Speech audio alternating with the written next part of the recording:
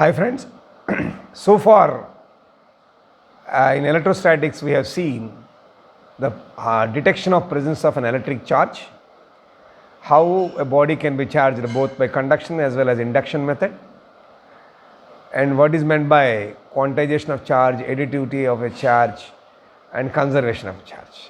Now in that series we'll try to understand some more things under electrostatics. In that, the first thing we need to know in this session is, whenever you keep two charges at any place, you find naturally some force of interaction between those charges.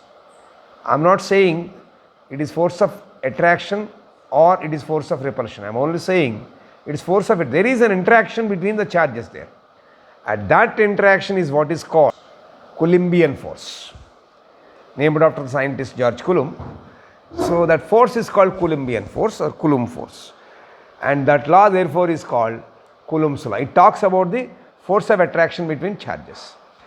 To know it further, let me bring an equivalent analogous to this to understand this about Newton's gravitational law.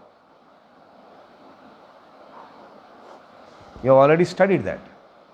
So you kept a mass here, m1, you kept another mass here, m2, being separated by a distance of d or r. Now the force of interaction between these things is directly proportional to the product of their masses and inversely proportional to square of the distance between them. So this is what the great man and Newton said. The force of attraction he talked about, not repulsion. He talked about the force of attraction between two bodies separated by a distance is directly proportional to the product of their masses and inversely proportional to the square of the distance between them.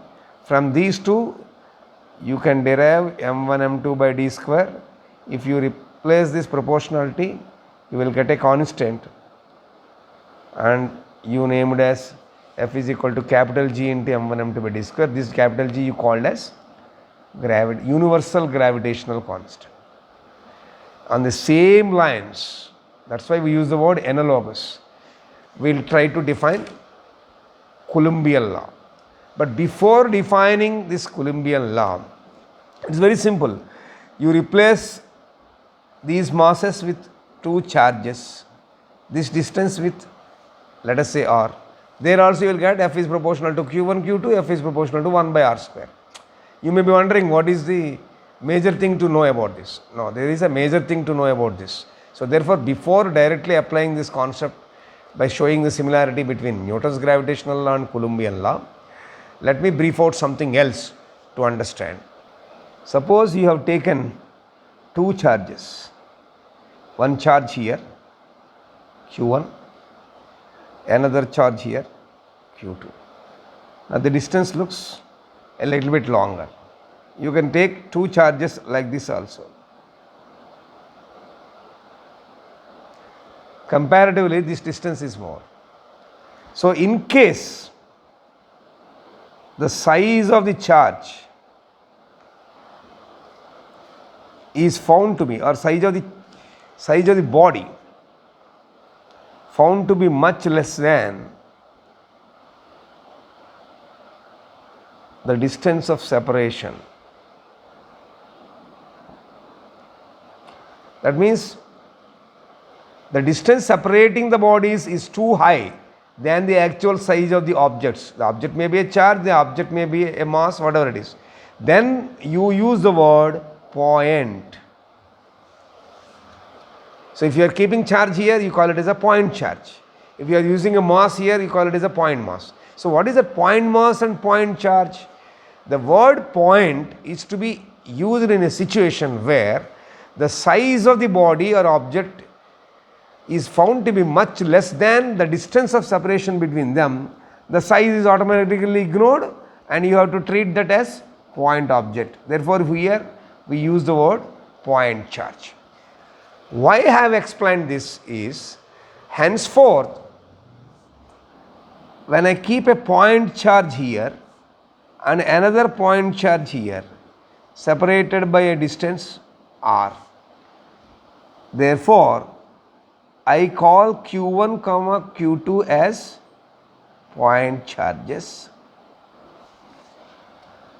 R is distance of separation. Then, similar to Newton's gravitational law, here the force of interaction is directly proportional to, because I am taking modulus here, force is a vector quantity, that's why though charges are scalars, I am taking force being vector, I take like this. It is a product of modulus of Q1, modulus of Q2 means Q1, Q2 are charges only. Na? The charges can be either positive or negative. So therefore, to avoid that sign, I took the modulus. Case 1. Case 2. Another reason for using modulus here is force is a vector. Now, this same force is inversely proportional to the square of the distance between them. So from these two, you can say F is proportional to Q1 Q2 by R square. Now if you replace this proportionality with equality sign, you are expected to have a constant into Q1 Q2 by R square, and that constant is represented as K into Q1 Q2 by R square. Now this K is what is known as electrostatic force constant, because it is coming from force only, na? So this K is called electrostatic force constant. Now the question is factors influencing K, that means on whom K depends, that we have to understand. K depends on the nature of the medium. What I mean by saying medium, where I kept the charges. Am I keeping them in vacuum, or am I keeping them in air, or am I keeping them in any other medium? That will have an influence on K value. So therefore, in that sense, the electrostatic force constant called K is depending on the nature of the medium and also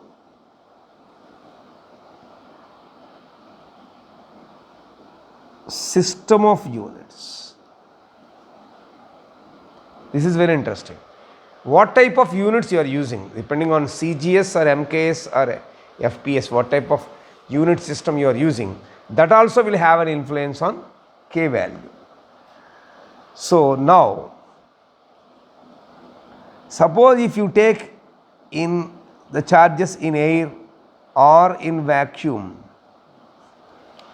we use the word free space. In free space, if you take CGS system, K value is equal to 1. The same K value if you take SI, K value will be 9 into 10 power 9 Newton meter square per Coulomb square. How this comes? You can calculate. Just now we got the equation F is equal to K into Q1 Q2 by R square. Now you want K, so K will be F into, cross multiply that, F R square by Q1 into Q2. Now F is measured, if you take units, F is measured in Newton, this is meter square, this is Coulomb into Coulomb. Therefore Newton meter square by Coulomb square, and that is what I showed you. The standard value is 9 into 10 power 9 Newton meter square per Coulomb square. Now you observe one thing interestingly, just now in the above statement we made that factors influencing K, under that K is influenced by the nature of the medium separating the charges and also system of units. So that is what you see. In system of units, if you say K value in CGS is taken as 1 for a free space or air or vacuum, whereas in SI system its value is coming to around 9 into 10 power 9 Newton meter square per Coulomb square. You can calculate this value, but that's not your cup of tea right now in your syllabus.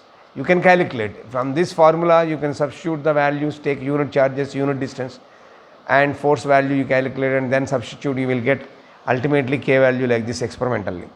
So that is not our discussion now. So what you have to understand is K has got two different values. In CGS it has got one value, in SI it has got another value. Okay.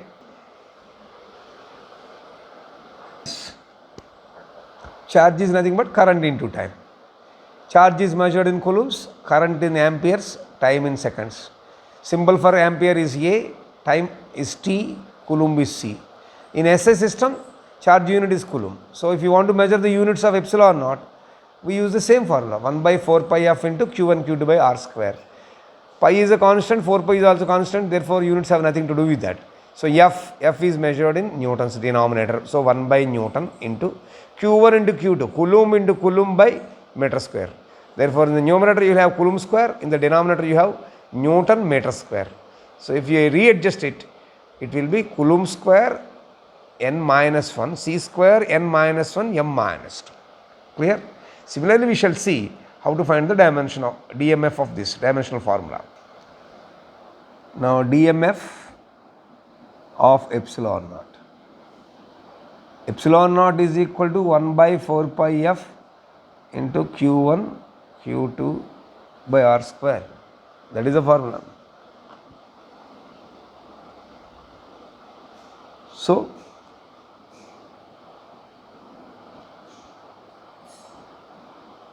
So 1 by 4 pi constant ml t power minus 2 force. Q1 Q2 are what? Charge only. I just gave reminded you a formula. Charge is nothing but current into time, and ampere into A into T.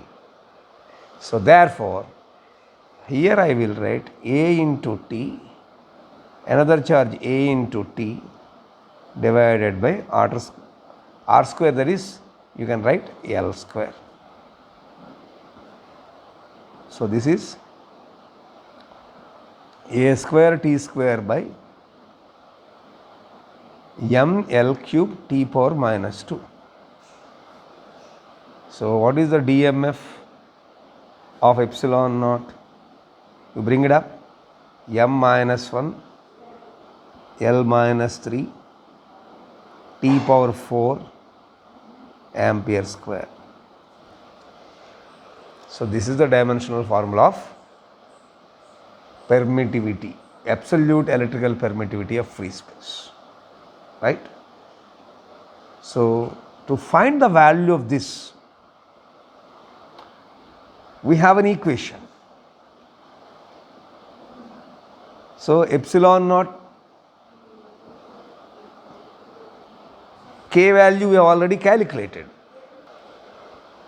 When you see the constant, K value to be 1 by 4 pi epsilon naught, we said. Now cross multiply and bring it down. Epsilon naught is equal to 1 by 4 pi K. Now the K value we have calculated in the beginning. We have seen in air or vacuum for a free space, K value is found to be 9 into 10 power 9. This value we will substitute there. That means 1 by 4 into pi 3.14 into 9 into 10 power 9. Now when we simplify this, it comes to around 8.85 into 10 power minus 12 Coulomb square Newton minus 1 meter minus 2. This is the standard value of epsilon naught, which is the absolute electrical permittivity value. Clear? So this is about Coulomb's law.